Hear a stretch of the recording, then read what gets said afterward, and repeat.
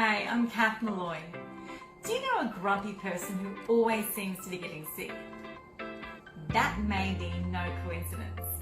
Research is now finding a link between happiness and a strong immune system.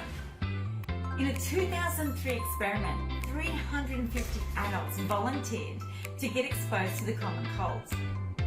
And after 5 days in quarantine, the participants with the most positive emotions were less likely to have caught the cold.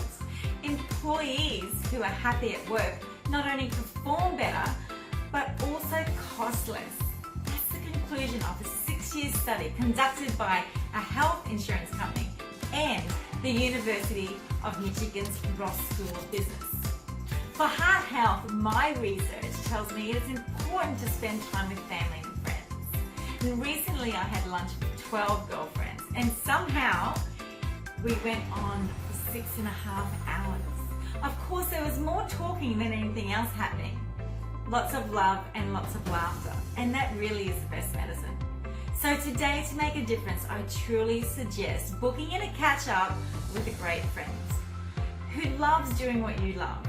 So this weekend, I know that I'm going to make a difference to my week by knowing I've planned something I love.